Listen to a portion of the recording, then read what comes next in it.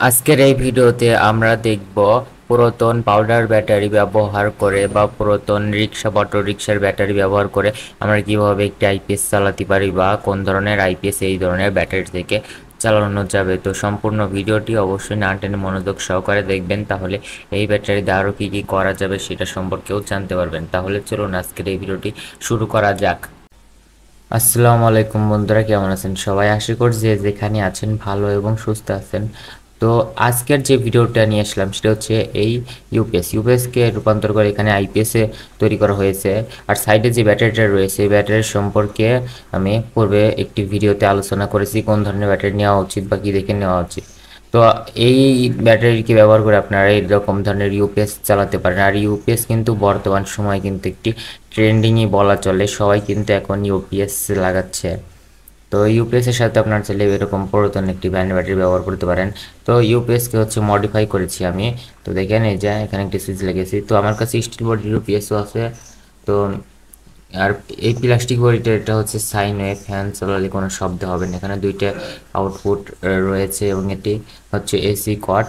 তো ইউপিএস হচ্ছে প্লাস্টিক বডির মধ্যে আমি কোনো চার্জিং সিস্টেম করে নেব। এই ভ্যানের বা বোর ব্যাটারিকে চার্জ করতে পারবে না, আলাদা চার্জার বা চার্জিং সিস্টেম তৈরি করতে হবে।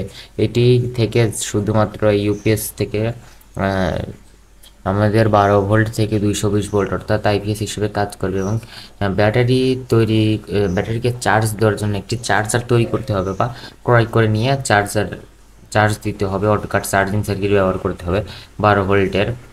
তো এই যে ব্যাটারি রয়েছে এই ব্যাটারিতে আমি এখন এটার তার কানেকশন দিব, নেগেটিভে নেগেটিভ, পজিটিভে পজিটিভ। তো এই ইউপিএস দিয়ে এটা যেহেতু সাইন আপ হলে কিন্তু একটু ব্যাটারি থেকে বেশি অ্যাম্পিয়ার কারেন্ট টানে, যার কারণে একটু ব্যাকআপ সামান্য কিছু সময় ব্যাকআপ থাকে। আর যদি স্কোয়ার ওয়েভের হয় তাহলে ফ্যানের শব্দ হবে, তবে বেশিক্ষণ যাবত চালানো যাবে। তো এই যে ব্যাটারি রয়েছে এটাও কিন্তু পুরোটা একটি ভ্যানের ব্যাটারি। তো এটা দিয়ে 2 ঘন্টা 30 মিনিট থেকে 3 ঘন্টার মতন ইনশাল্লাহ ব্যাটারি থেকে ব্যাকআপ পাওয়া সম্ভব, যদি না ব্যাটারির হেলথটি ভালো হয়ে থাকে। তো আমি এটাতে এখন কানেকশন দিয়ে দিলাম, নেগেটিভ এবং পজিটিভ।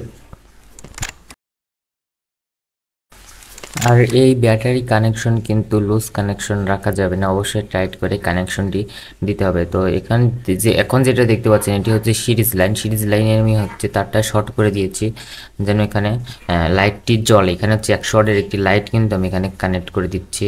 আবার কেউ ভাববেন না যে এখানে 2 পিন সকেটের ফেজ নিউট্রাল বা দুই তার একসাথে করা আছে।